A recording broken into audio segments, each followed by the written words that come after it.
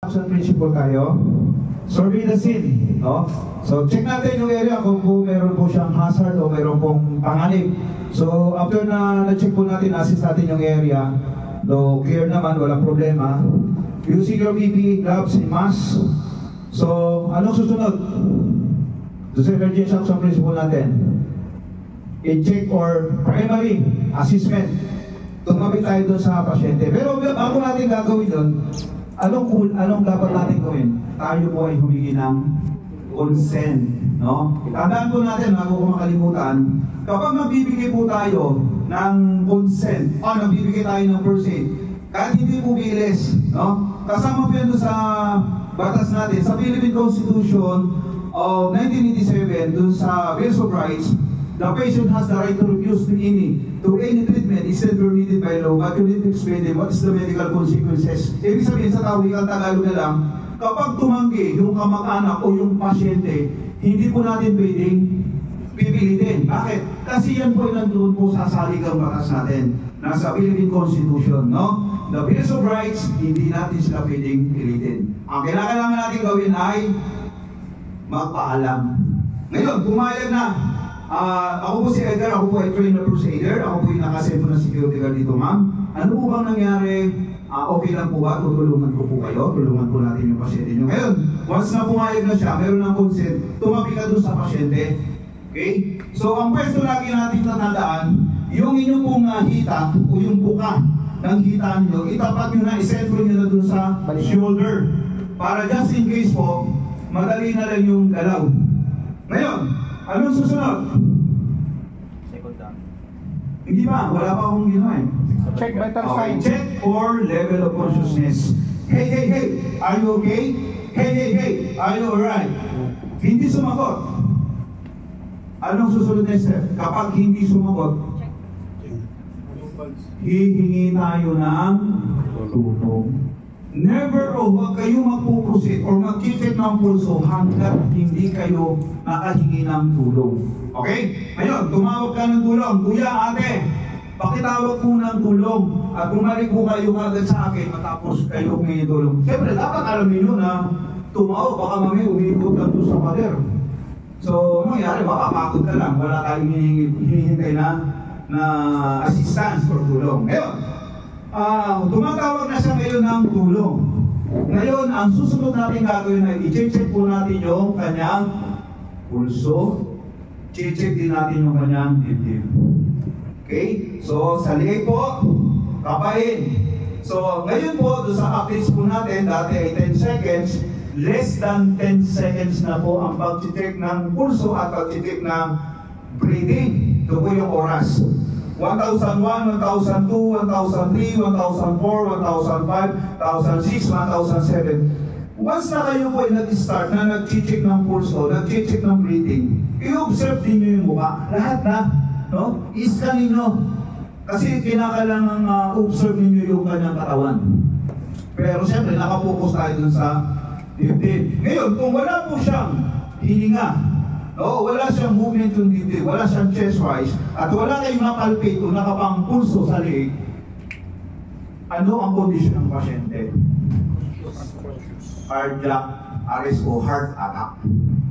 At ang natatangi pong magagawa natin, no, even po kami po sa hospital, ang ginagawa po namin, CPR. Cardiopulmonary resuscitation. So kung adult, ito ay ginagawa natin po ng, kung meron tayong BBM o bag mask, okay, meron tayo nito, kung meron kayo dyan sa rescue o sa inyong cabinet, mas maganda, so pwede po ito. So, kapag meron po tayong BBM, so 30 chest compression, 2 beses tayo magbibigay ng hangin, another 30, hanggang sa tayo maka 5 beses na ginagawa po yung 30 chest compression. All in all is, ilan lahat sila? 150. Pero kung wala, no? Wala tayong gamit, wala tayong equipment, so gagawin lang natin ay chest compression lang, hands only CPR. 1, 2, 3, 4, 5, 6, 7, 8, 9, 10, 11, 12, 13, 14, 15, 16, 17, 18, 19, 20, 1, 2, 3, 4, 5, 6, 7, 8, 9, 1. 1, 2, 3, 4, 5, 6, 7, 8, 9, 10, 11, 12, 13, 14, 15, 16, 17, 18, 19, 20, 1, 2, 3, 4, 5, 6, 7, 8, 9, 2.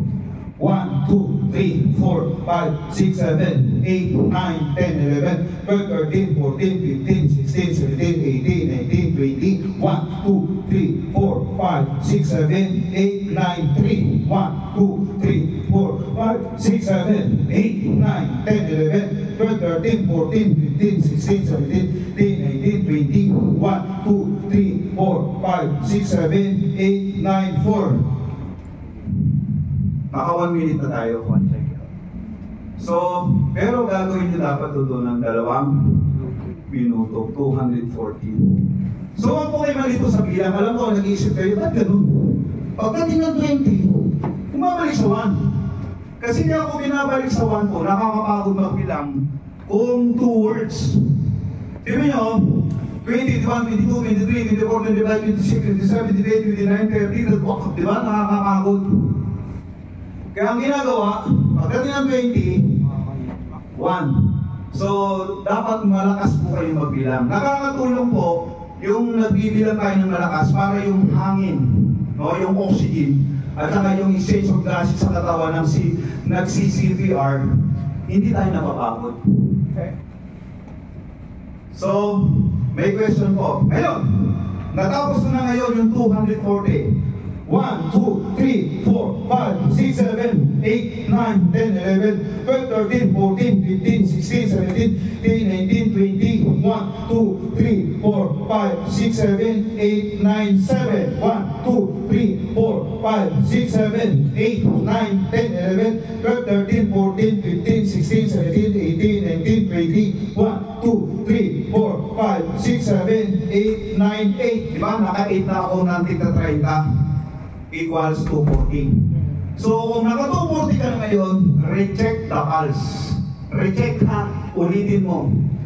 1,001, 1,002, 1,003, 1,004, 1,005, 1,006, 1,007. Kung meron ng pulso, meron na sang sign of life, o kaya, anong gawin? Nagsi-CPR ka, biglang nagmulat ng mata, o kaya gumalaw. Ngumiti sa'yo, kumindat. No? May nakapa ang pulso, itatagilid mo kaagad yung pasyente. Okay? So, gagawin po natin ang pagtatagilid ng pasyente. Lloyd, ka? Hindi nakaputi.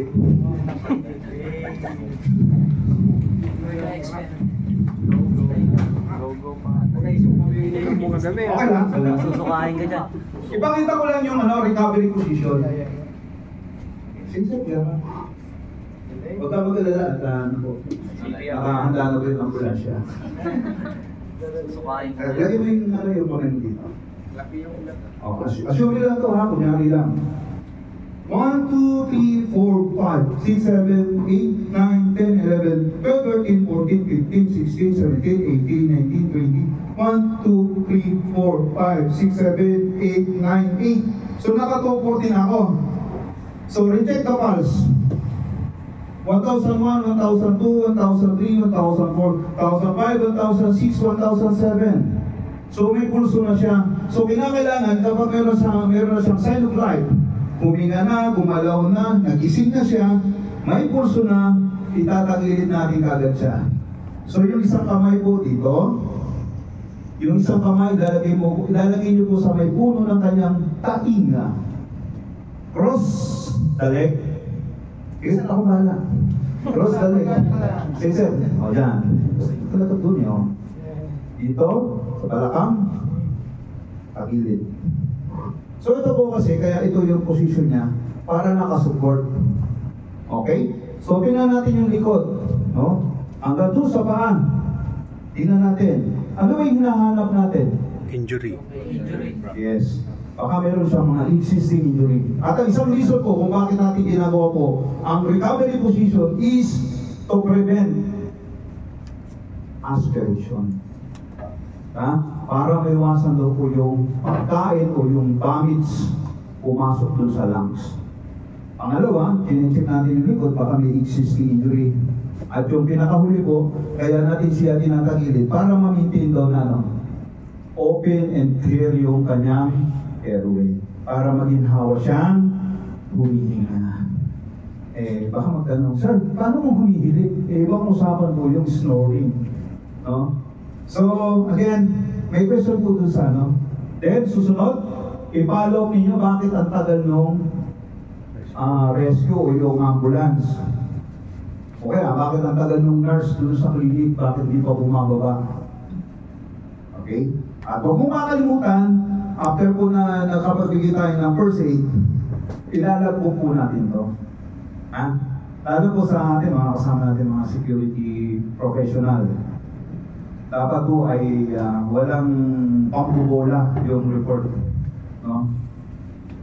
So again, sir, okay ka lang? Sige.